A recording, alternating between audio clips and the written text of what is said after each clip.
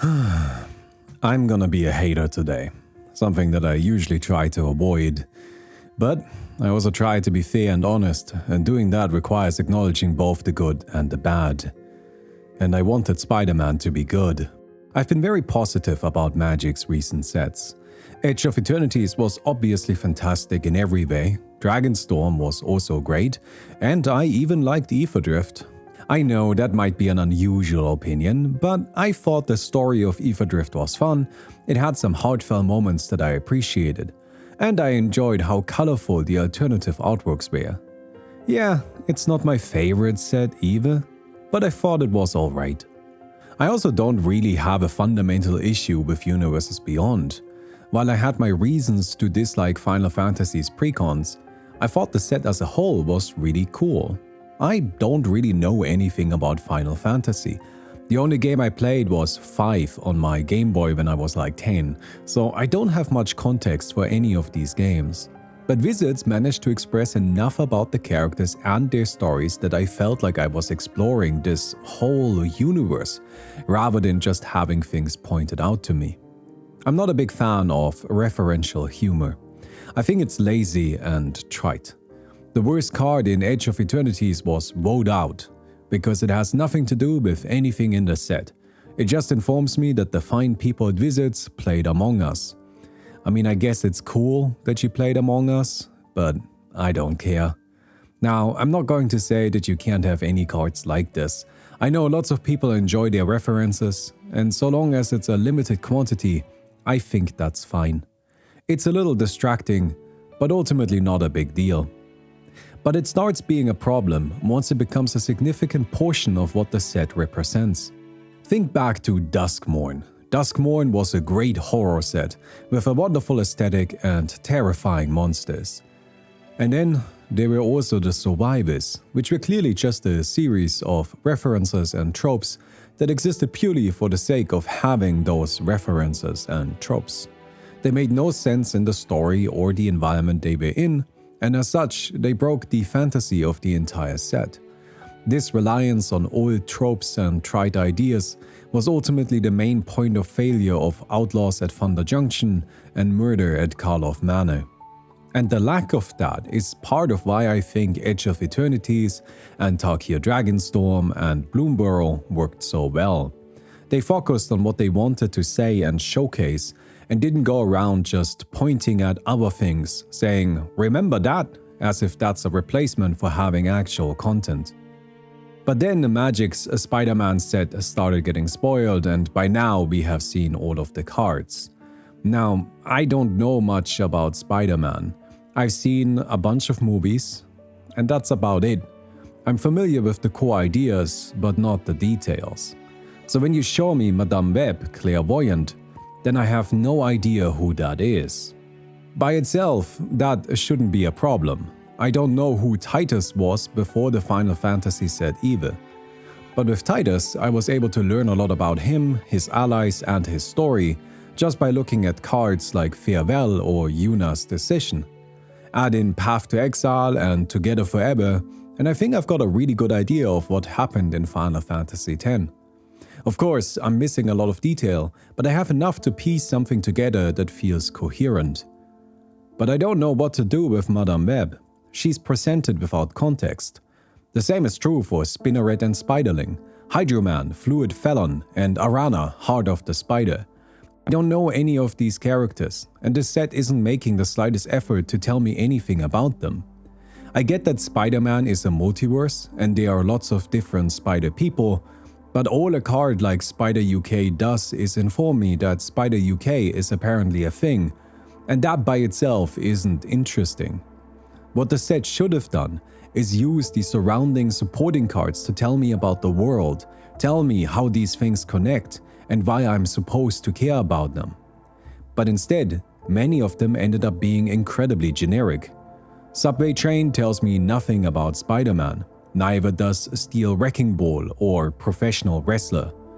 Is Spider-Man in the corner of Professional Wrestler? Is that it? Did he get knocked out? Honestly, I don't know. Is that scene from the Raimi movie, from one of the early Spider-Man movies? I don't know. I don't get it. I don't get why the card is here. Look, I'm not saying that every card needs to be immediately obvious to an uneducated viewer like me. I don't understand every Final Fantasy card either. I have no idea who Gata and Lusu are, and that's fine. This is a problem of information density. Many of the spider people and villains are too specific for me to be able to understand anything about them, but the cards that should usually provide the necessary context are too vague to do so. Cheering crowd is meant to show that the masses like Spider-Man, but that's a point so obvious that it should have been a background element in other cards, just like the opposite card of cheering crowd. I forgot the name of it and I'm not gonna look it up. And instead they should have used that space to tell me about Spider-Punk. Spider-Punk seems like a cool guy. I would like to know more about him, but I'm not given the opportunity to. Gameplay could help this. The card abilities could teach me about the characters as well, seeing as the surrounding context is missing. But Spider-Man Brooklyn Visionary is a rampant growth. Ezekiel Sims, Spider Totem, is a card with such a loaded name that it's completely incomprehensible, but its ability is +2/+2 to a spider once per turn. Based on the flavor text and his abilities, I can deduct that he is a mentor-type character, but that tells me basically nothing. This one goes out to my Jujutsu Kaisen heads. Gojo is a mentor, but that does not accurately describe the character. There has to be more here, but expecting me to Google it, to learn about it, is a complete fucking failure of game design. Final Fantasy felt like Wizards were retelling the stories of those games, but with Spider-Man, they are just referencing a story through its characters, telling me that it happened, but I'm not privy to it. By the way, I went and googled it, and from what I understand, it seems that spider totems are basically spider people of a higher being. They strike me as minor gods within this spider connection. Ezekiel then was a kind of guardian to Peter, trying to shield and protect him from superior forces that he wouldn't have been able to handle alone. Look, I'm just glancing over the wiki here, but this is interesting, and I'm getting none of it from the card. Having context to the cards elevates the cohesion of them, both from a narrative and gameplay perspective. In Bloomborough, everything felt so strongly connected to each other, precisely because there was a carefully constructed world and a small story that guided the card designs. In my opinion, the best universes beyond set was Lord of the Rings, and I think a big reason why Wizards were able to do such a great job with that set is because Lord of the Rings is a fairly straightforward story. They showed us Frodo's environment, his struggles, and his journey. They didn't just point out he exists and then move on to Frodo Punk and Frodo UK. But of course, Marvel comics are awkward if it comes to that. Rather than one big continuous story, they are lots of smaller interpretations of their characters. While there are lengthier arcs, it's ultimately still very split. If they wanted to show everything iconic, everything that mattered at one point or another, then it couldn't have cohesion. And I think focusing on that broad of a scope was a mistake. I'm a bit annoyed that I have to add this here, but somebody will leave this as a comment. I'm not saying this was a financial mistake. I don't give a shit about that. I'm talking from a product point of view. The product could have been better. There was no need to try to showcase all of Spider-Man. I'm sure that even now they didn't get close. Rather, they should have kept the scope smaller and more grounded. Make it a slice of Spider-Man, a specific story that really showcases what the character and his universe are about. And I'm not saying it has to be another rehash of the basic origin story. They could absolutely have gone weird with it. I love comics. While I haven't spent a lot of time with American superhero comics, reading comics, and lots of them, is my other big hobby aside from magic. They are my favorite storytelling medium because they sit at that perfect intersection of production costs where it's possible to do visual storytelling but also be experimental and weird. And that weirdness doesn't necessarily have to only be flashy stuff. It can also be embracing the mundane. I wrote like 5 different sections here, which were just me gushing about various comics that I love. But then I decided it's probably a bit besides the point and I should focus on the topic at hand. But you'll have to physically take the keyboard away from me to stop me from giving at least some recommendations. Blue Period is my favorite story of all time. It resonates deeply with me on a level that, to properly explain, I would have to write a whole new essay about, so I just won't. But I will give whatever the strongest recommendation imaginable is for Blue Period. Also, Dungeon Meshi finished last year, and it's one of the most cohesive works of fiction ever written that perfectly exemplifies all the experimental, weird and mundane that is possible with comics. And finally, if you want to learn more about comics, then I recommend Understanding Comics, The Invisible Art from Scott McCloud, which is essentially a collection of essays about comics in the form of a comic. I think it's a must-read if you're interested in the medium. There was an opportunity with the Magic Spider-Man set. Wizards could have made it about a specific Spider-Man story, maybe even an original one. Imagine, leading up to the release of the set, Wizards dropped chapters of a digital Spider-Man comic, similar to how they essentially released a novel for Edge of Eternities. Other companies, like Valve, have done full comic releases alongside their games, and they were great.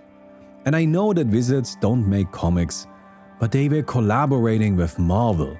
This should have been on the table. The comic could have been the guideline of the set and would have given people like me an easy access point to a modern Marvel release. It could have provided context for the characters and kept things within a scope that an uninformed viewer can actually follow along with. Comics are a storytelling medium. Why didn't this set treat them like that? And it's not like the creation of such a comic would have been a pure sunk cost.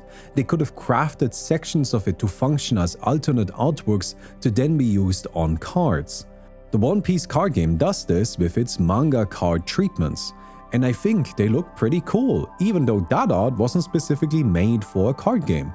Now imagine how sick it would have looked if Wizards had prepared a comic specifically with frames to be used on the cards. And I'm not saying that's the only alternate art treatment they could have done, but it would have been a fun one. Let's set aside all of the narrative and artistic problems. It's a pretty big portion, but let's set it aside. The gameplay designs of the cards are also uninspired. Now I could narrow in on a bunch of random common and uncommon spider people, but I want to give the benefit of the doubt, so I'll only focus on rares and mythics, which are usually the big exciting cards of the set. But with Spider-Man, we get cards like Iron Spider, Stark Upgrade, a 3-mana colorless 2/3 with Vigilance that taps to put a +1/+1 counter on each artifact, creature and or vehicle we control. It also gives us the option to pay 2 mana and remove 2 +1/+1 counters from our artifacts to draw a card.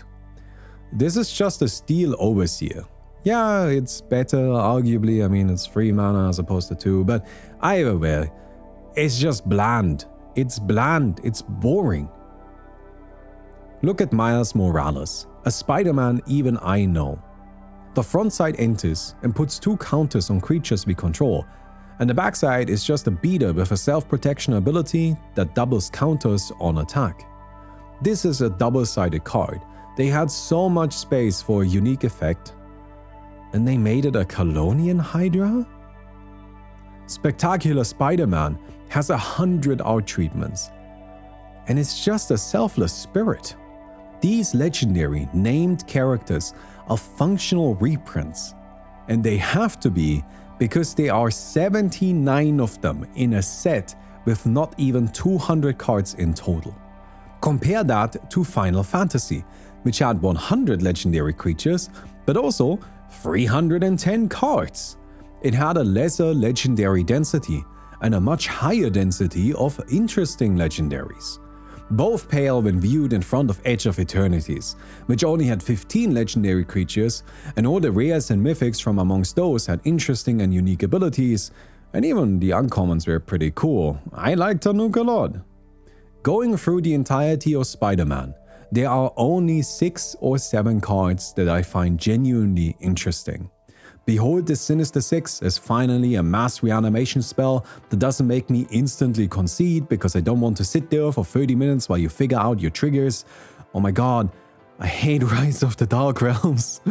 Norman Osborn seems like a cool card to build a deck around, Lots of stinky little looters and then some big finishers to cost reduce. Just kind of wish it had some alternative art treatments that actually look cool. Peter Parker's camera is a card with a feature that I appreciate a lot, being limited resources. I always find that to be intriguing gameplay-wise. I've been playing a lot with cursed recording, and it is very funny. Imposter Syndrome is an enchantment that duplicates our creatures when they deal combat damage, which is going to create some wild board states, which I think could be funny. Or a nightmare. Probably both. Lady Octopus, Inspired Inventor, spooks me a little bit because I think this card seems insane. She gets counters as we draw cards and then can tap to put things into play, which by itself isn't really that crazy, but she only costs 1 mana. Very strong. And finally, Oscorp Industries and Urban Retreat, the 2 tricolor lands with their unique alternative play options. And that's it. I guess that's 7 cards. Well, at least I'll save money on this set. Lets me get ready for Avatar. I really don't like the Spider-Man set. Not just because it's bad. There are lots of things that are bad, and I simply ignore them. What bothers me is that it could have been good. There was an opportunity here, and they didn't use it. And I think that's a real shame. I hope you enjoyed the video. If you did, don't forget to give it a thumbs up and please support me on Patreon. There's a link down in the description. You can go there to support me directly. I would really appreciate that. You know, I try to be positive. That's my goal. But I just couldn't do it with Spider-Man. I don't like it. I don't think it's good. I don't think it's good. You know, I've seen people speculate as to why that is, but I didn't really want to engage with that because I don't know. It could be any couple of reasons, any millions of reasons, right? But I wanted to just focus on which parts of the creation of the product that I don't like. Before I leave, let me give you some comic recommendations because I want to. The Bugle Call is a current ongoing release that I think is absolutely fantastic. It's basically this medieval superhero thing, although it's not as fun as a lot of superhero things. And also it focuses on a lot of large-scale combat, which I think is really interesting. Your typical shonen style stuff tends to focus on one-on-one fights, but the Bugle Call focuses really on armies fighting each other and how superpowers can play into that, which is fascinating and really cool and it's very well executed. And I would 1,000,000% recommend it. It's also kind of currently heading towards its conclusion, so now is maybe a good time to start reading it. I also recently read After the Rain, which has been out for a while. I started reading that because I read Kowloon Generic Romance, and Kowloon Generic Romance was great, so I read the previous work of the author, and After the Rain is genuinely one of the best explorations of depression that I've ever seen. It is so cool. Well, it's not it's kind of sad, I guess. I don't know. It's great. I really liked it, and it's one of those things that really focuses on the mundane. As I mentioned earlier, I think that's a big advantage that comics have. They can take risks like that. They don't have to be super flashy all the time. And I'm currently rereading Liar Game, which is lots of fun at the beginning and then kind of gets a lot worse towards the end. But it had an anime announced, and so I wanted to reread it. I don't know. Anyways, I'll see you guys. Goodbye.